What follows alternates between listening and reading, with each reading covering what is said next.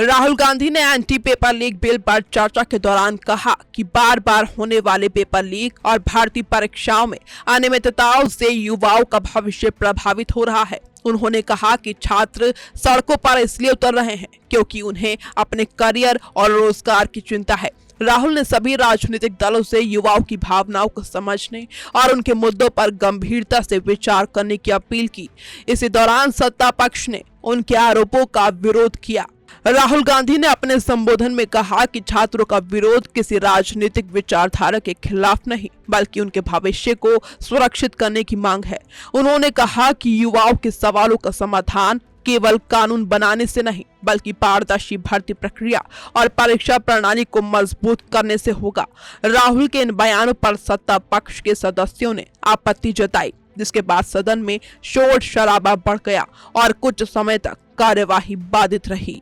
सत्ता पक्ष के सांसदों ने राहुल गांधी के आरोपों का जवाब देते हुए कहा कि सरकार परीक्षा प्रणाली को पारदर्शी बनाने और पेपर लीक जैसी घटनाओं पर सख्त कार्रवाई के लिए लगातार कदम उठा रही है। उन्होंने एंटी पेपर लीक बिल को युवाओं के हित में बताया और कहा कि कानून बनने के बाद दोषियों के खिलाफ कड़ी कार्रवाई संभव होगी। विपक्ष और सत्ता पक्ष के बीच लगातार बहस के कारण सदन में कई बार व्यवधान की स्थिति बनी रही। लोकसभा में एंटी पेपर लीक बिल पर चर्चा के दौरान छात्रों के भविष्य, परीक्षा प्रणाली और रोजगार जैसे मुद्दे प्रमुखता से उठे।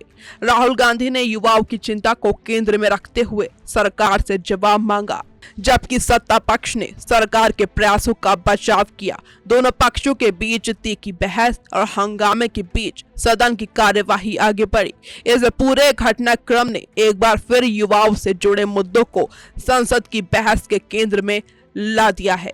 एंटी पेपर लीक बिल पर चर्चा के दौरान लोकसभा में जो तस्वीरें सामने आई हैं, उसने साफ कर दिया है कि छात्रों और युवाओं का मुद्दा अब संसद के सबसे अहम बहसों में शामिल हो चुका है। राहुल गांधी ने इसे युवाओं के भविष्य और रोजगार से जोड़ते हुए सरकार को घेरा, जबकि सत्ता पक्ष ने सरकार की नीतियों और नए कानून का बचाव किया। बहस के बीच कई बार हंगामा भी हुआ, लेकिन ये साफ है कि पेपर लीक, भर्ती परीक्षाओं में पारदर्शिता और युवाओं के भविष्य जैसे मुद्दे पर आने वाले दिनों में संसद के भीतर और बाहर सियासी बहस जारी रहेगी। कैमरामैन पंकज के साथ मेधा चौधरी, टीवी 100।